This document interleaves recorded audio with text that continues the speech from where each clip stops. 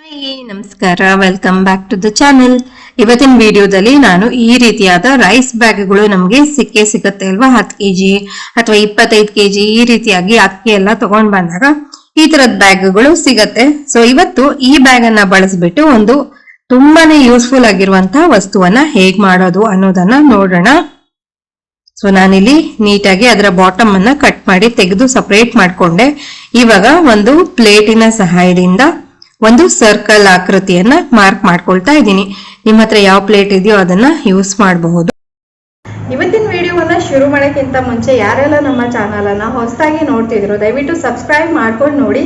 ಹಾಗೆ ಈ ವಿಡಿಯೋ ನಿಮ್ಗೆ ಇಷ್ಟ ಆಗಿದ್ದಲ್ಲಿ ದಯವಿಟ್ಟು ಒಂದು ಲೈಕ್ ಅನ್ನ ಕೊಡೋದನ್ನ ಮರಿಬೇಡಿ.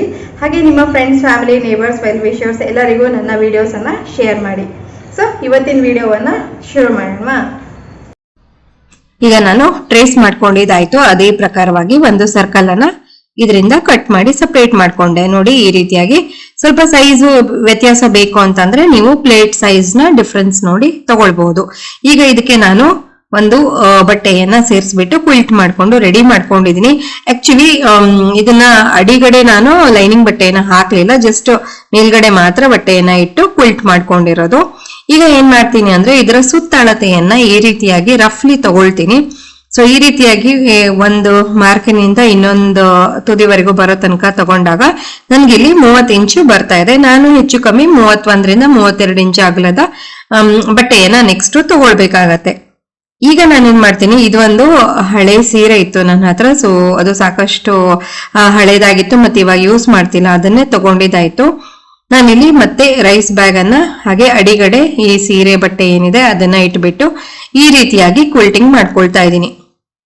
ಸೊ ಕ್ವಿಲ್ಟಿಂಗ್ ಮಾಡ್ಕೊಳ್ಳೋದನ್ನ ಇಲ್ಲಿ ನಿಮ್ಗೆ ಸ್ವಲ್ಪ ಫಾಸ್ಟ್ ಫಾರ್ವರ್ಡ್ ಅಲ್ಲಿ ತೋರಿಸಿದೀನಿ. ಡೀಟೇಲ್ ವಿಡಿಯೋ ಬೇಕು ಅಂದ್ರೆ ಈಗಾಗಲೇ ಕ್ವಿಲ್ಟ್ ಮಾಡೋದು ಹೇಗೆ ಅನ್ನೋದ್ರ ಬಗ್ಗೆನೇ ಒಂದು ವಿಡಿಯೋ ಮಾಡಿದೀನಿ, ಅಲ್ಲಿ ಚೆಕ್ ಮಾಡಬಹುದು. ಈಗ ನಾನು ನೋಡಿ ಇಲ್ಲಿ ಮೇನ್ ಬಟ್ಟೆ ಮತ್ತೆ ರೈಸ್ ಬ್ಯಾಗ್ ಎರಡು ಸೇರಿ ಕ್ವಿಲ್ಟ್ ಮಾಡ್ಕೊಂಡಿದ ನಂತರ ಇದರ ಹೈಟ್ ಎಷ್ಟಿದೆ ಅಂತಂದ್ರೆ ಹೆಚ್ಚು ಕಡಿಮೆ 21.5 ಇಂಚು ಇದೆ. ಹಾಗೆ ಅಗಲ ನಾನು ಹೇಳಿದ್ನಲ್ಲ 30 ಇಂಚ್ ಬರ್ತಾ ಇತ್ತು ಅಂತೇಳಿ, ಸೊ 30.5 ಇಂಚು ಆಗುವಷ್ಟು ಎಕ್ಸ್ಟ್ರಾ ತಗೊಂಡಿದ್ದೀನಿ. ಈಗ ಇದರ ತುದಿಯನ್ನ ಈ ರೀತಿಯಾಗಿ ಡಬಲ್ ಫೋಲ್ಡ್ ಮಾಡಿಬಿಟ್ಟು ಸ್ಟಿಚ್ ಮಾಡ್ಕೊಳ್ಬೇಕು. ಸೊ ತುದಿವರೆಗೂ ಇದೇ ರೀತಿಯಾಗಿ ಸ್ಟಿಚ್ ಮಾಡ್ಕೊಂಡಿದ್ದಾಯ್ತು. ನೋಡಿ ಹೀಗ್ ಬಂದಿದೆ. ನೆಕ್ಸ್ಟ್ ನಾವು ಒಂದು ಸರ್ಕಲ್ ಏನ್ ರೆಡಿ ಮಾಡಿ ಇಟ್ಕೊಂಡಿದ್ವಿ ಅದನ್ನ ನಾವು ಸ್ಟಿಚ್ ಮಾಡದೇ ಇರುವ ಕಡೆ ಈ ರೀತಿಯಾಗಿ ಅದನ್ನ ಪಿನ್ ಹಾಕಿ ಸರ್ಕಲ್ ಆಕೃತಿಯಲ್ಲಿ ನಾನು ಜೋಡಿಸ್ಕೊಳ್ತಾ ಇದ್ದೀನಿ. ಈ ರೀತಿ ಪಿನ್ಸ್ ಹಾಕೊಂಡ್ ಬಿಟ್ರೆ ನಮಗೆ ಸ್ಟಿಚ್ ಮಾಡ್ಬೇಕಾದ್ರೆ ತುಂಬಾನೇ ಸುಲಭ ಆಗತ್ತೆ. ನೋಡಿ ಈ ರೀತಿಯಾಗಿ ಆ ಸರ್ಕಲ್ ಅನ್ನ ಒಂದ್ ಸೆಂಟರಿನಿಂದ ಸ್ಟಾರ್ಟ್ ಮಾಡಿ ನೆಕ್ಸ್ಟ್ ಇನ್ನೊಂದು ತುದಿವರೆಗೆ ಅದನ್ನ ಈ ಪ್ರಕಾರವಾಗಿ ನಾವು ಪಿನ್ ಅಪ್ ಮಾಡ್ತಾ ಹೋಗ್ಬೇಕು. ನಾನು ಒಂದ್ ಕಡೆ ಮಾಡ್ಕೊಂಡೆ, ಹಾಗೆ ಇನ್ನೊಂದು ಕಡೆಗೂ ಇದೇ ರೀತಿಯಾಗಿ ಪಿನ್ಸ್ ಅನ್ನ ಹಾಕೊಳ್ತೀನಿ. ತುದಿ ಕಡೆ ಬಂದಾಗ ನಾನು ತೋರಿಸ್ತೀನಿ ನೆಕ್ಸ್ಟ್ ವಿಡಿಯೋದಲ್ಲಿ ಹೇಗ್ ಮಾಡಿದೀನಿ ಅಂತ ಹೇಳಿ. ಸೊ ಇಲ್ಲಿ ಸುತ್ತಲೂ ನಾನು ಸ್ಟಿಚ್ ಮಾಡ್ಕೊಂಡು ತುದಿ ಕಡೆ ಮಾತ್ರ ಬಿಟ್ಕೊಳ್ತೀನಿ. ನೋಡಿ ಇಲ್ಲಿ ತುದಿ ಕಡೆವರೆಗೂ ನಾನು ಹೊಲಿದು ಇದಿಷ್ಟನ್ನ ಓಪನ್ ಇಟ್ಕೊಂಡಿದೀನಿ. ಸೊ ಇಲ್ಲಿ ನೀವು ನೋಡ್ತಿರುವಂತೆ ಒಂದ್ ಅರ್ಧ ಇಂಚು ಜಾಸ್ತಿ ಬಂದಿದೆ ಅಷ್ಟೇನೆ. ಈಗ ಏನ್ ಮಾಡ್ಬೇಕು ಅಂದ್ರೆ ಈ ತುದಿವರೆಗೂ ಇಲ್ಲಿ ಹಿಡಿತಾ ಒಂದು ಸ್ಟ್ರೈಟ್ ಸ್ಟಿಚ್ ಅನ್ನ ಹಾಕೊಳ್ಬೇಕು ಫಸ್ಟ್ಗೆ. ಅದಾದ್ಮೇಲೆ ಬಾಟಮ್ಗೆ ಅದಷ್ಟನ್ನ ಸೇರಿಸ್ಬಿಟ್ಟು ಇನ್ನೊಂದು ಸ್ಟಿಚ್ ಅನ್ನ ಹಾಕೊಳ್ಬಹುದು. ಆವಾಗ ಬಾಟಮ್ ಕೂಡ ಗಟ್ಟಿಯಾಗಿ ಬರುತ್ತೆ. ನೋಡಿ ಇವಾಗ ನಾನು ಸ್ಟಿಚ್ ಅನ್ನ ಹಾಕೊಂಡಿದ್ದಾಯ್ತು. ಇವಾಗ ಇದನ್ನ ಸೀದಾ ಮಾಡ್ಕೊಳ್ಳೋಣ. ಸೀದಾ ಮಾಡ್ಕೊಂಡ್ಮೇಲೆ ನೋಡಿ ಈ ರೀತಿಯಾಗಿ ಬಾಟಮ್ ಏನ್ ರೆಡಿ ಆಗಿದೆ. ಈಗ ಇದರ ಬಾಟಮ್ ನೀಟಾಗಿ ಇನ್ನು ಸ್ಟಿಫ್ ಆಗಿ ಬರೋದಕ್ಕೋಸ್ಕರ ಈ ಕಾರ್ನರ್ಸ್ ಅನ್ನ ಹಿಡಿತಾ ಇಲ್ಲಿ ಕೂಡ ಒಂದು ಸ್ಟಿಚ್ ಅನ್ನ ಹಾಕೊಳ್ತೀನಿ. ಇದು ಆಪ್ಷನಲ್, ಮಾಡಿದ್ರೆ ಅಂತೂ ತುಂಬಾನೇ ಚೆನ್ನಾಗಿ ಬರುತ್ತೆ. ಬಾಟಮ್ ಒಂದು ಒಳ್ಳೆ ಶೇಪ್ ತಗೊಳುತ್ತೆ. ಇವಾಗ ನೋಡಿ ಇದಿಷ್ಟು ದೊಡ್ಡದಾಗಿರುವಂತ ಒಂದು ಬ್ಯಾಗು ರೆಡಿ ಆಗಿದೆ. ಈಗ ಇದಕ್ಕೆ ಹ್ಯಾಂಡಲ್ಸ್ ಅನ್ನ ಮಾಡ್ಬೇಕು ಅಂತ ಹೇಳಿ ನಾನು ಅಂದ್ಕೊಳ್ತಾ ಇದ್ದೆ. ಹ್ಯಾಂಡಲ್ಸ್ ಇಲ್ದೆ ಕೂಡ ನೀವು ಯೂಸ್ ಮಾಡಬಹುದು, ಏನು ತೊಂದರೆ ಇಲ್ಲ. ಸೊ ಬ್ಯಾಗಿನ ಒಂದು ಸೈಡ್ ನಲ್ಲಿ ಸೆಂಟರ್ ಅನ್ನ ಮಾರ್ಕ್ ಮಾಡ್ಕೊಂಡು ಅದರಿಂದ 4 ಬೆರಳುಗಳ ಆಚೆ ಈಚೆಗೆ ಒಂದೊಂದು ಮಾರ್ಕ್ ಅನ್ನ ಮಾಡ್ಕೊಳ್ತಾ ಇದ್ದೀನಿ. ಸೊ ಈ ಪ್ರಕಾರವಾಗಿ ಮಾರ್ಕ್ ಅನ್ನ ಮಾಡಿಟ್ಕೊಂಡಿದ್ದಾಯ್ತು. ನೆಕ್ಸ್ಟ್ ಹ್ಯಾಂಡಲ್ ಮಾಡೋದಕ್ಕೆ ನಾನಿಲ್ಲಿ 2 ಬಟ್ಟೆಯನ್ನ ತಗೊಂಡಿದ್ದೀನಿ. ಹಾಗೆ ಇದರ ಅಳತೆ 6 ಇಂಚು ಅಗಲ ಇದೆ, ಹಾಗೆ 15 ಇಂಚು ಉದ್ದ ಇದೆ.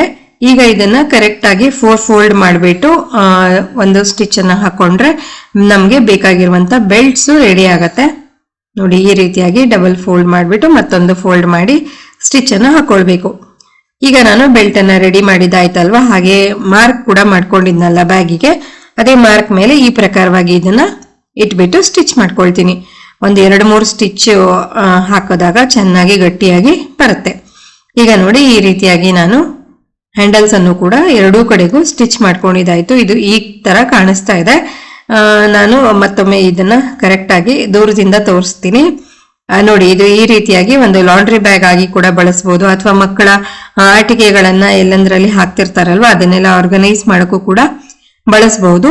ನಾನು ಇದನ್ನ ಮಾಡಿ ಮುಗಿಸ್ತಿದ್ದ ಹಾಗೆ ಮಗಳು ಬಂದ್ಬಿಟ್ಟು ನಾನು ಇದನ್ನ ಇಟ್ಕೊಳ್ತೀನಿ, ನನ್ಗೆ ನನ್ನ ಸಾಫ್ಟ್ ಟಾಯ್ಸ್ ಅನ್ನ ಆರ್ಗನೈಸ್ ಮಾಡೋದಕ್ಕೆ ಬೇಕು ಅಂತ ಹೇಳಿದ್ಲು. ಸೊ ಆರ್ಗನೈಸ್ ಮಾಡಿ ಇಟ್ಕೊಳ್ತಾರಂದ್ರೆ ನಮ್ಗೆ ಅದಕ್ಕಿಂತ ಖುಷಿ ಇನ್ನೇನಿದೆ ಅಲ್ವಾ. ಸೊ ತಕ್ಷಣ ಅವಳಿಗೆ ನಾನು ಇದನ್ನ ಒಪ್ಸಿದಾಯ್ತು. ಸೊ ಇದಾಗಿತ್ತು ಇವತ್ತಿನ ವಿಡಿಯೋ ನಿಮ್ಗೆಲ್ರಿಗೂ ಇಷ್ಟ ಆಯ್ತು ಅಂತ ನಾನು ಭಾವಿಸ್ತೀನಿ. ಇಷ್ಟ ಆಗಿದ್ದಲ್ಲಿ ಪ್ಲೀಸ್ ಒಂದು ಲೈಕ್ ಕೊಡಿ, ಚಾನಲ್ಗೆ ಹೊಸಬಾಗಿದ್ದಲ್ಲಿ ಸಬ್ಸ್ಕ್ರೈಬ್ ಮಾಡ್ಕೊಂಡು ನೋಡಿ ಅಂತ ಹೇಳ್ತಾ ಇನ್ನೊಂದು ಹೊಸ ವಿಡಿಯೋದೊಂದಿಗೆ ಭೇಟಿಯಾಗೋಣ. ಅಲ್ಲಿವರೆಗೂ ಎಲ್ರಿಗೂ ಧನ್ಯವಾದಗಳು. Take care and bye.